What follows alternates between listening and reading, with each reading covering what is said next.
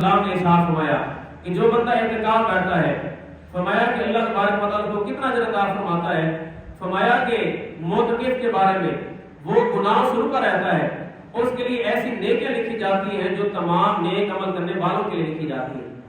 یعنی کہ بندہ اعتکاف بیٹھ گیا ہے، یہ اعتکاف کی فضیلت بھی ہے، اعتکاف کے فوائد بھی ہے. جب بندے کو فوائد کے بارے میں پتہ چلتا ہے تو بندے کا حرص بڑھتا ہے نیکی کی طرف.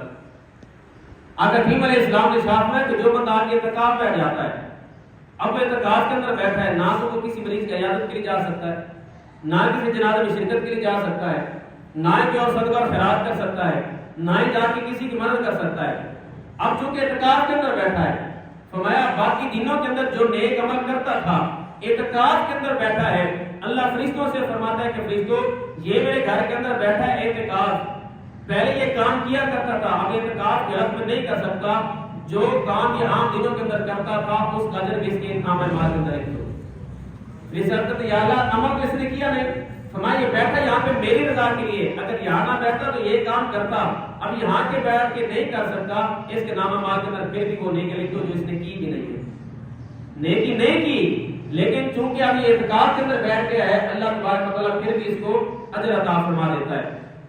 اسی طرح فتاوی عالمگیری کے اندر موجود ہے کہ جو اعتکاف بیٹھتا ہے وہ بندہ مثل ملائکہ کے ہو جاتا ہے.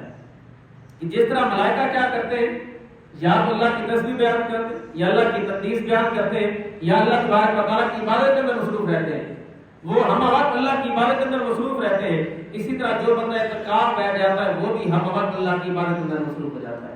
تو فرمایا کہ یہ بھی مثل ملائکہ کے ہو جاتا ہے. اسی طرح جو بندہ اعتکاف بیٹھتا ہے اس کو 5 وقت نماز باجماعت میسر آتی ہے. پہلے بندہ کبھی نہ کبھی باجماعت نماز رہ جاتا ہے، لیکن جب کوئی بندہ اعتکاف کے اندر بیٹھا ہوگا اس کو 5 نمازیں باجماعت تکبیر اللہ کے ساتھ پہلی صف میں پڑھنے کی سعادت حاصل ہو جاتی ہے. تیسرا فائدہ یہ ہے کہ جب کوئی بندہ اعتکاف کے اندر بیٹھ جاتا ہے، اعتکاف کا اصل مقصد جو ہے وہ یہ ہے کہ شب قدر کا حصول، شب قدر کی تلاش کے لیے بندہ بیٹھتا ہے. کہ جو شب قدر جس متعلق اللہ تبارک و تعالیٰ ارشاد فرماتا ہے لیلۃ القدر خیر من الف شہر، کہ لیلۃ القدر 1000 مہینے کی عبادت سے افضل ہے. تو جو بندہ اعتکاف بیٹھا ہے وہ سارا دن ساری رات اللہ کی عبادت کرتا ہے. اب چونکہ یہ عبادت کرتا ہے، اگر ان راتوں میں سے کوئی ایک بھی شب قدر ہوئی، اس نے عبادت کی ہوگی، اللہ تبارک و تعالیٰ اس کو 1000 مہینے کی عبادت کا اجر و ثواب عطا فرما دے گا. تو جو بندہ اعتکاف بیٹھ جاتا ہے اس کو شب قدر بھی نصیب ہو جاتی ہے.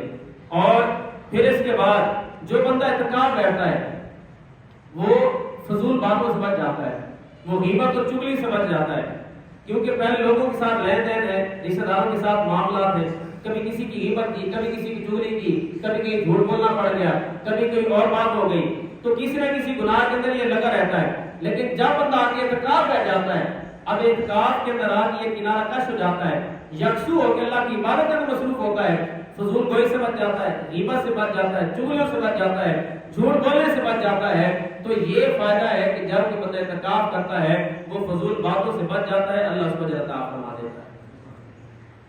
تفسیر البیان کے اندر علامہ ملکی رحمۃ اللہ علیہ آپ ارشاد فرماتے ہیں کہ حضرت عطا رحمۃ اللہ علیہ فرماتے ہیں کہ معتکف اس شخص کی طرح ہے کہ جس سے کوئی کام نہ ہو اور وہ جا کے کسی کے دروازے پہ بیٹھ جائے اور کہے جب تک میرا کام نہیں ہوتا میں تمہارے دروازے سے نہیں جاتا.